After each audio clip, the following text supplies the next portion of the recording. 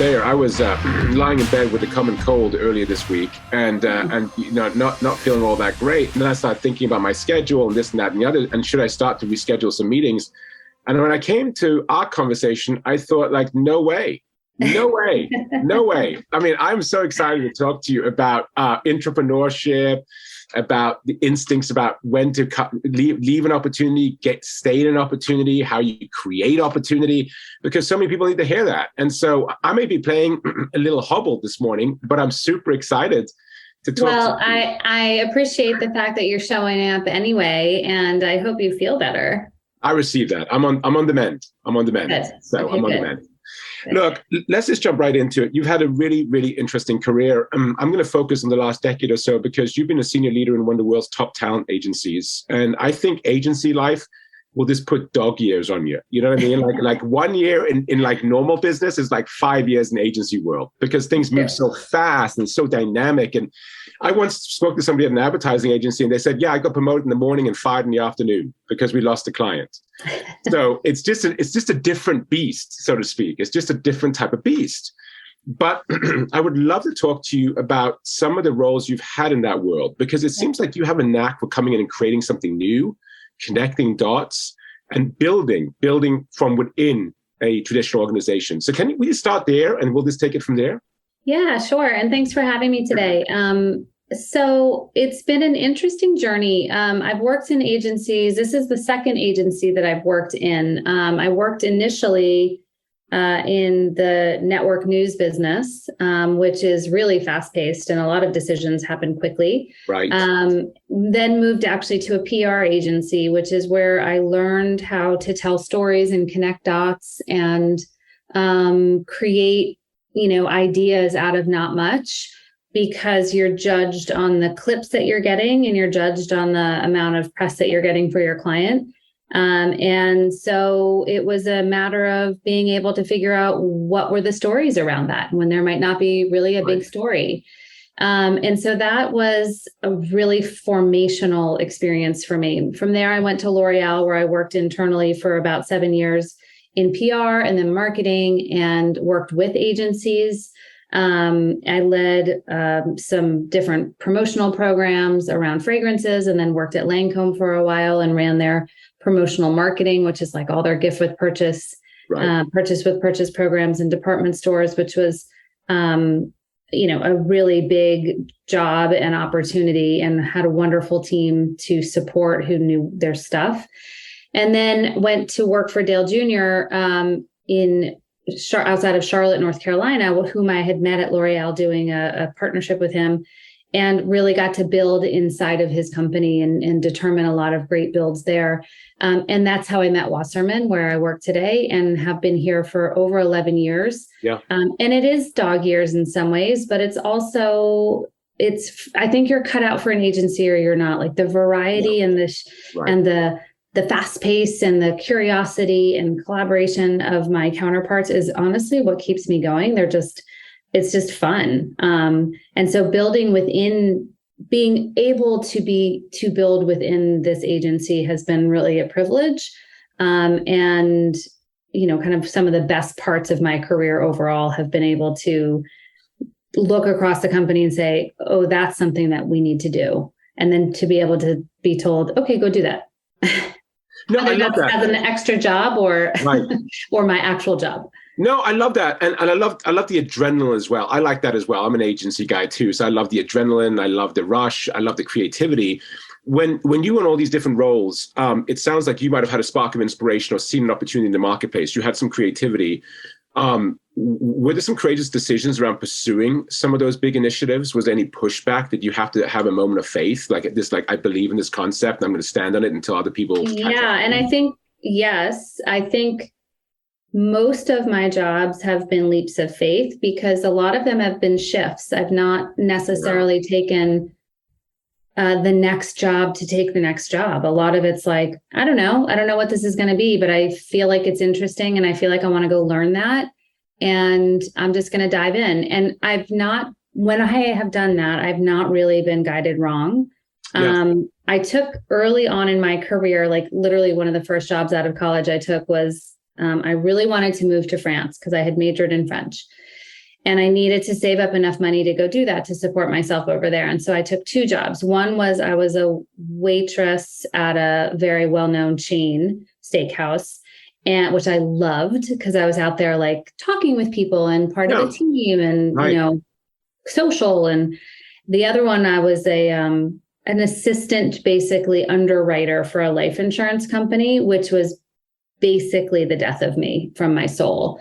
And I really appreciate people that want that job and can do jobs like that. For me, it was so rote and it was so consistently the same every single day that I felt like I was dying on the vine. And so thankfully that was a big learning for me to think I don't ever want a job that's not interesting.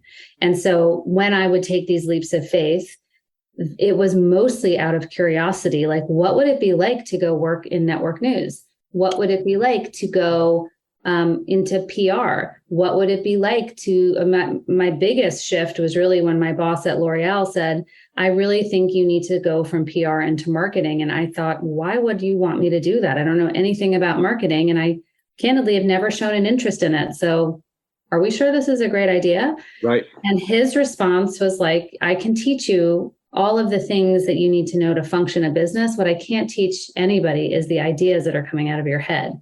And so, that was the first time that I realized that I, had that was a gift for me. And there are so many other creatives in the world. And I was sitting in New York City, surrounded by a zillion other incredibly creative minds, which, like you in San Francisco is such a gift to be able to have so much creativity just around your cultural, world, that it was really easy to lean into that. But these jobs I wouldn't even say these jobs, these moments that I've been able to jump into something new, they've all been leaps of faith because I don't know what I'm building. I don't know what I'm doing. I'm like, let's go figure it out. Let's go be fearless and figure it out. What's the worst that happens? No, I love that. You give yourself permission to have some fun and experiment a little bit. I love the underwriter versus the server role. It sounds like that kind of bookended a little bit. Those are two powerful experiences because they provided some sort of reference point, a bookend. For sure. On where to focus in on, right? And I've often found that people that have been in the service industry, they bring skills. There's a lot of things that get hammered. It's like Mr. Miyagi, wax on, wax off, in the sense that you got to move fast. You got to handle a lot of details, pressure. The kitchen may be a mess, but you got to show a calm one. Am I making sense? Yeah. I mean, yes, powerful. There's a lot of hustle that you learn through a job like that. And my husband and I always joke that our kids need to go work in a restaurant before they do any other job, because there is a lot to be learned at having to please your customers, work for tips, understand how to collaborate, understand how one part of an ecosystem affects another. That's right. Understand that when you're in the weeds, you're going to need to ask for help. Understand, like, there's a lot of different things that go on there that are really important life lessons, and you take that into all sorts of other areas of business. It just inherently makes you a better team player when you're, you're just on a nightly basis, kind of in the foxhole together. Like, oh my God, the mad rush, we're in this together, how you lean in as a team player is really important in that. Yeah. And you get exposed to a lot of pressure early on. So how do you internalize that? How do you manage that stress and so forth? Communicate. I love that. And how do you actually, build communication skills? Because I would have repeat customers that would come in and ask to sit in my section, and and then it's building relationships and networking. It's not just taking an order and passing it to the kitchen. It's like, how are you today? And how are the kids and what's happening? And because ultimately you're a representative of the company you're working for, but you're also kind of trying to get more money from a tip. And so there's this sense of creating interpersonal relationships that were super important. No, I get that. It's like the relational versus the commodity. If you were just commoditizing the relationships, no, that wouldn't work for you. I bet authenticity is a word that means a lot to you as well. If something feels authentic, am I onto something there? Yeah, yes, it does. I think that the word is overused. Right. Yes, I think you have to know. I think part of coming into your own as a human is really understanding who you are and who you want to be. And I don't mean that in terms of what you want to achieve, but truly, what are the values you hold dear, and what is the walk you want to walk today? Right. And how do you set that intention every single day so you're not just bandied about by life, but really thinking, today I want to show up in the following way, because this is what's on my schedule. You said at the beginning, this week I want to show up in the following way, even though I don't physically feel the best that I feel. That's right. That's right. That for me is authenticity, to be able to kind of center into who not only you are, but who you want to elevate to, and kind of this higher sense of yourself. I love that. And when you were at L'Oreal or Lancome, and please forgive me, in one of those two brands, you took a brand from number 18 to number 1 in the market, if I'm not mistaken, right? Yeah. And was that part of that freedom to go from PR to marketing and say, look, this is greenfield, so I can just make it up as I go along. I can have fun with it, and I can use my creativity to drive the results? Yeah. Look, L'Oreal's a big behemoth of a company with lots of moving parts there. So number one, I had an incredible team helping me along the way, from creative to operations to sales to all that. I had a boss who saw something in me that I didn't see in myself or even recognize was a possibility, and said, this is what I'm going to, like, it was such a gift. What he gave me was the opportunity to go try. Yeah. And, in their world, the brand that I took, which was an old fragrance brand called Dracar Noir, was very big in the 1980s. And so I was playing on a segment of the population who would have a memory about this fragrance and like feel like it was their, high school years. And so to be able to couple that with a young up and coming race car driver, NASCAR was just starting to be on television really consistently here. And so it was like this merging of excitement around these two things coming together. And we had massive success in this, but the success came from me also being willing to hear that I didn't know what I didn't know. So to be able to hear my creative person say, this is what's going to stand out in the middle of Macy's in a shelf to make your packaging sleeves look the best, or this is what's going to work in terms of selling this into the retailers. And I'd have to listen to our sales team over and over and over, which, when you're in marketing, you never want to listen to your sales guys, and the sales guys never want to listen to the marketing guys, right? It's because you want what you want. But at the end of the day, the point is we're trying to sell it. And so the program really succeeded because there was a coming together of this. Yes. And it wasn't just me being like, I'm so good at this at all. It was actually me being just willing to hear and learn what I didn't know, but also to have a boss say, he was fantastic, but he would say to the marketing team and the sales team, if you can't agree, you have to get into the room and you're not coming out until you figure it out. Right. Okay. Which is very uncommon. And a lot of companies would probably do better for it. Yeah, it was like a forced collective, right? It was like a forced, like, hey, you're going to have to figure out how to work together. You're going to have to hear each other. And ultimately you might have to give on one side and you might have to give on another, but where are we going to end up? Because the goal is for all of us to get to the same point. So that was a very formative job for me, and opened up my eyes around my own skills and my own ability to create, period. I was watching I love to watch documentaries and interviews with like actors and directors and producers, because I just think they're super interesting. I think there are a lot of business lessons to be learned. And I was watching one with Francis Ford Coppola, where when he was editing The Godfather, he was like, who on earth is ever going to watch this? Like, who on earth is ever going to take this? But it was like an interesting creative paradigm of like, it's a brilliant piece of work, and yet there's a lot of doubt. As somebody who dabbles in creativity a lot, does that doubt ever come up for you? Do you ever have a little bit of, hey, is this really that good? Does that show up for you in any way? Totally. But I think what I've learned to do is to trust the process. Yeah. I don't know how to explain it other than to think, look, some days we show up with the best of ourselves, and some days we show up and we're like, this is the best I'm going to do today. And it might not be good enough. I do believe that I try to come to every job and kind of every day being the best in service of what it is that the role that I'm in. And therefore I kind of trust in the process I'm going to be given the creativity that I need. I'm going to channel that appropriately in order to make the most impact with whatever the program is that I'm putting together.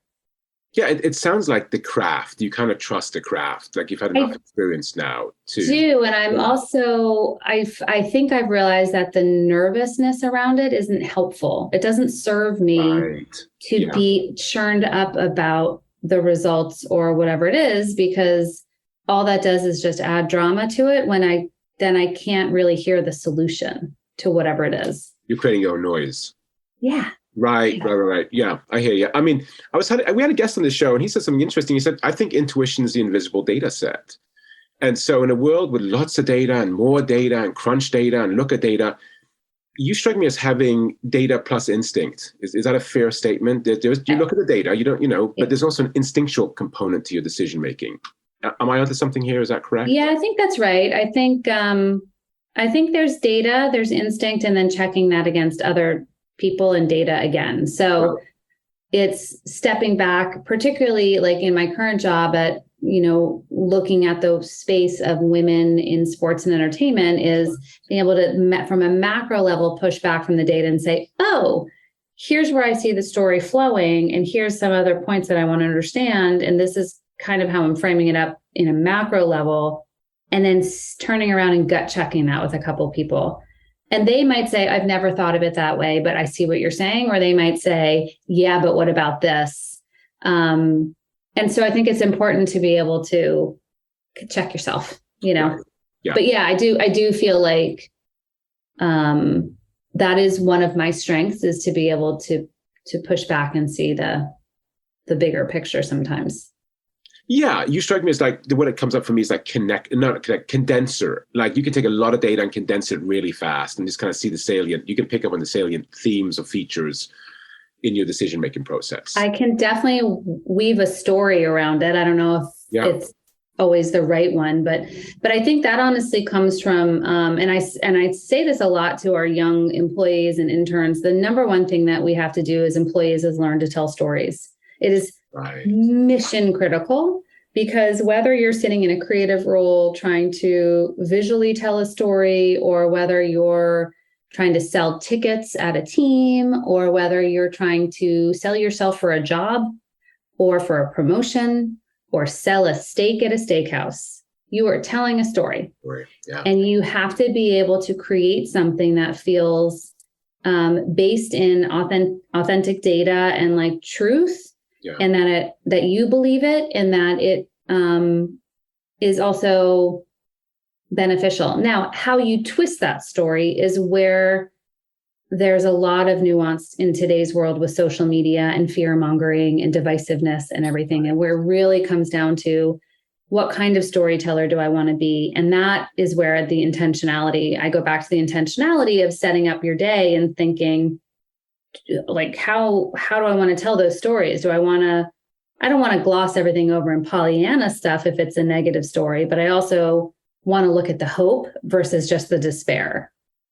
No, I love that. I read recently that people remember stories 22 times more than they remember a statistic. So I think it's really interesting, the power of storytelling again, and so forth. Any final words of wisdom for any leader out there who's about to make a courageous decision? You made a number of courageous decisions, just kind of jumping off and getting into the unknown and just figuring it out. Any final words of wisdom for anyone right now? I would say, look at the things that you feel like you want to learn. And what that means is that you have to be somewhat reflective or pensive about your career. And not necessarily, I've never known the end game. I've never been one that's like, I always want to, I've always wanted to be the president of X, or I've always wanted to be, I envy those people, Ruben, that are like, I've just dreamt of, playing the guitar on the stage at Carnegie Hall. Like, I've never had that kind of vision for myself. Right. And there are a lot of people like me who also don't have that. And so what I try to do is think, what do I want to learn next? And it doesn't have to be so uncomfortable where I'm sitting there going, wow, I'm not great at accounting. I should go learn that as a full-time job. Nobody needs me to do that. Trust me, because the company would not end up well. But is there some sort of operational piece that I might need to dive into? Or is there some sort of creative piece that you might need to dive into? So what is the counterbalance to what you need to learn in order to grow? Would be part of that fearless decision making. Is being fearless is doing things that are outside of your comfort zone. So don't just take the next thing because it feels easy peasy, but do it because it feels exciting and kind of scary. I love that. One of my favorite quotes is everything that you want is right outside your comfort zone.